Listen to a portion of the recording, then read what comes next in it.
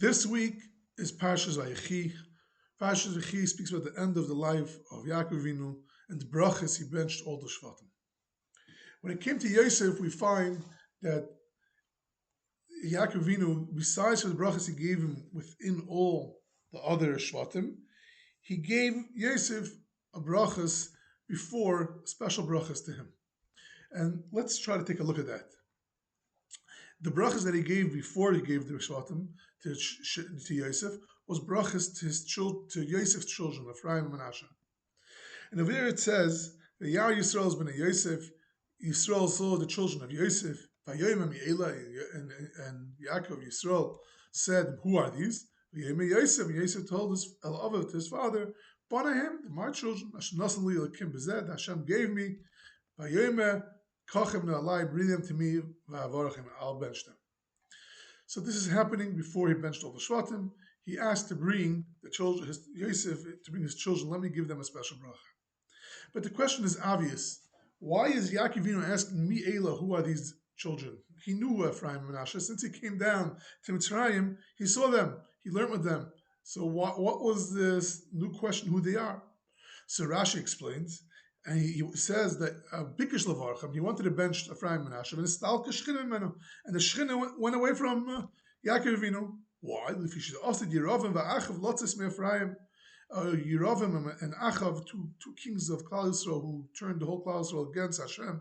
They made avodah zarah and many bad things. They are going to come out of Ephraim. V'yehu banav Manasseh, and Yehu and his children, which are also bad kings and oved avodah zarah, they are going to come out from Manasseh. So Ephraim and Manasseh are going to have such bad children. So he saw that, and the Shechina went away from them. He did not roy for bracha. So Yaakov said, "Who are these children?" What does it mean? Who are these children? It says Rashi, "Where did they come out?" These children are not roy for bracha. I want to bench them, but they're not roy for bracha. So what did Yosef say? They're my children. Hashem gave me with this. The question is, what is this with this? So Rashi says, he showed him the star of Erisim, the star Ksuba, the star from Ksuba, and Yaakov Avinu was satisfied, and Yosef davened, and the Shechina came back to Yaakov Avinu. So Yaakov Avinu said, bring them to me, I'll bench them, because now the Shechina is back with me. So the obvious question over here, Avraham Avinu had Yishmael, and Hashem benched him. Yitzchak Avinu had Esav, and Hashem and Avram benched him. Yeravim Achav came out of Yaakov himself, and Hashem and Yitzchak benched him. Why all of a sudden, when it comes to Yosef's children, Yaakov wants to bench his children? Oh, Yeravim Achav are coming out of you. I can't bench you. What happened over here specifically that was a reason for them not to be benched? And I think the reason is simple, because the Gemaras and Kedushin Daf Ayin Amud Beis has speaks in length about someone marrying a woman which is not appropriate for him, Isha She'ena Hagenaslei, which means that halachically he should not be getting married to this woman. And if someone gets married to this woman, Hashem is not when Hashem puts his Shechina, Masha Shechinasa, and the Shvatim, he doesn't put the Shechina on this person.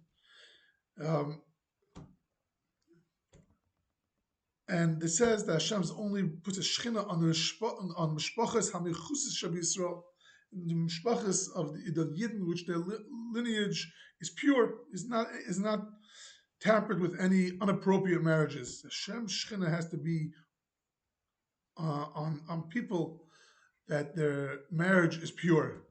Yes, everyone can be shaykh to Klal Yisrael. If you're part of Klal Yisrael, you're part of the Hashrat Shechina. But for you to be a reason for Hashrat Shechina, that can only be if you have a pure marriage, which is you married someone that's appropriate to you. In Parshas Pinchas it says the names of all the families that came out of the Shvatim. And by Reuven it says, it speaks of the family of Chanoich and the family of Pali, and all the families over there as a hey in the beginning, and you know, and Ha Chanoichi, Ha Pali, And Yud and Hey, we all know, is Ka. That's Abish's name. And the reason is because Hashem was worried about all the Umas Olam were making fun of them. Oh, these Jews that came from Mitzrayim, they were probably all Mazana. Mitzrayim was a place of Znus. And they're not pure, the families are not pure. So Hashem put there his name, the Hey and the Yud, within every family to show that they're pure. He said Eitis in them. My Shechina is with them to show that they're pure. Because a person deserves to get Hashem's name in him, to have the Hashras Shechina with him, to have Hashem being made in him when his marriage is pure. So that is l'chorah, the simple reason what happened over here. Yaakov Avinu was worried. Yosef was away from him for so many years. Where did he go? To the worst place possible, Mitzrayim. He was worried when he saw these children coming out of Yosef. He was worried. Maybe these children are going to come out of him because Yosef went down to Mitzrayim now, and he was the reason for these children to come out. Because if he was all by himself, he was forced to marry a woman which was not appropriate for him, there was something wrong with that marriage, or he didn't come to a marriage at all. So that's what Yaakov Avinu was worried when he said, Mi Eila, who are these children? Did they come from the pure marriage? And that's what Yosef said. He showed him the Shtar Ksuba, and he showed him the Shtar Erisin to show that no, it's nothing to do with me. My marriage was pure. I went to Mitzrayim and I was Meis Nefesh, and I got married the way it was supposed to be. And these are the children that came out. So if they come out, so that has nothing to do with Yosef anymore. No, my marriage is pure. And in Mela, Yosef was roy for his children to be gebenched because they came from a pure place. That is the understanding what's going on over here. When we make a bracha under the chuppah, it's called Birchas Erisin.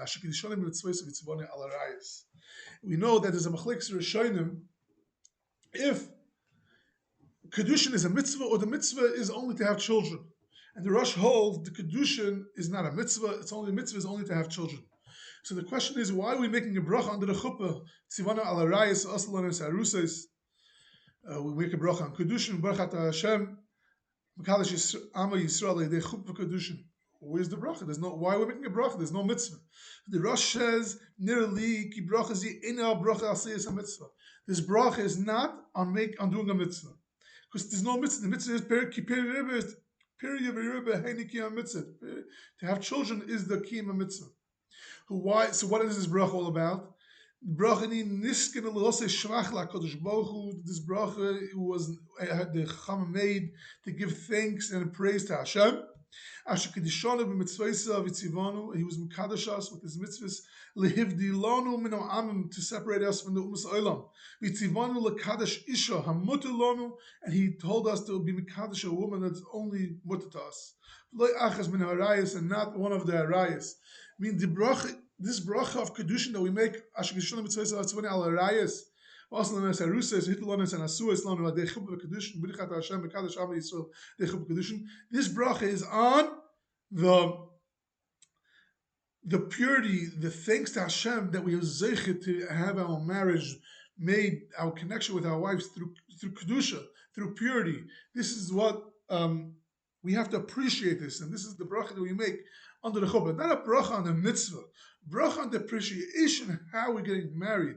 That through this we can have pure families, and through this Hashem will be able to masher Shechina between us. I'll just end off with an interesting observation. Well, we have to appreciate our purity. That I was talking to a couple of friends this week about the fascinating percentage-wise of divorce in the world. Now, I'm not talking over here getting into the difference between Jews and the Umas Olam. That's not the point. The point is something else. The divorce rate in the world is astonishing. I don't know what it is. It's 50%. I think it's even more, 65%. And these are just numbers which are taken for those that got married and then divorced. But how many times do they spend years with a woman before getting married and then they leave go of them? And how many never get married? So these percentages are are not telling the truth, because the idea is that it seems like the world is not ready for marriage. They're not interested. They're incapable or not interested in marriage at all. Yes, divorce-wise, there's a tremendous amount of ratio, but it's much larger than that. There are those that never get to marriage, and those that spend years with a woman and don't end up breaking off even without marriage. And let's think about this for a second. What's the thing that the people in the world are probably obsessed with most? That is love. Love. People are obsessed with love day and night. Everything, the industries are based on love. Everything is about love. Advertisements are all about love. The world is obsessed to the extreme, even more than money, most probably. First of all, not everyone has money. But love, everyone is interested. But even for those that have money, are working for money, the obsession for love is in every aspect of life. Comes out all the time. But on the other hand, what's going on, Lamaisa? The failure of love, the failure, the divorce rate, and the people that can't keep a marriage, can't never get married, can't commit to a marriage, which is obviously not committing to love, is way beyond any failure possible. So it comes out that the obsession with love is beyond anything you could comprehend. The failure for love is beyond anything that they can comprehend. There is nothing that the failure is so tremendous as in a marriage.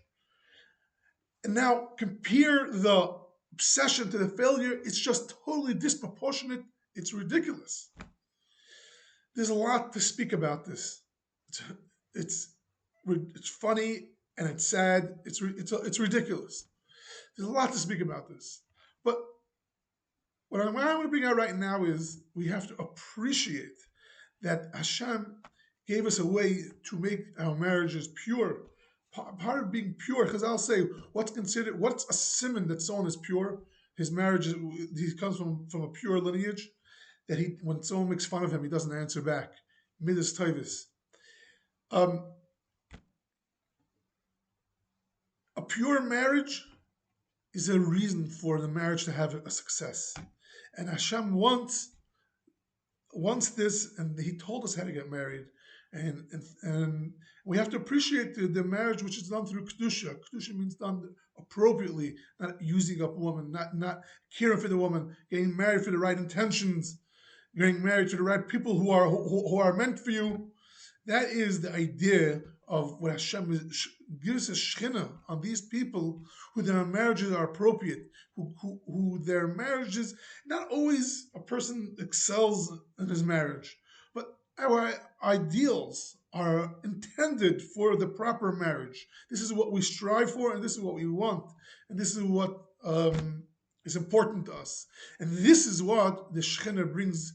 And this is what we have to appreciate under every chasana and every chuppah, to thank Hashem that we have the right ideals, which is intended to bring us to the appropriate marriage, which is Kedusha and Tahira, and which that is the Kedusha and Tahira. Thank you, and have a good Shabbos.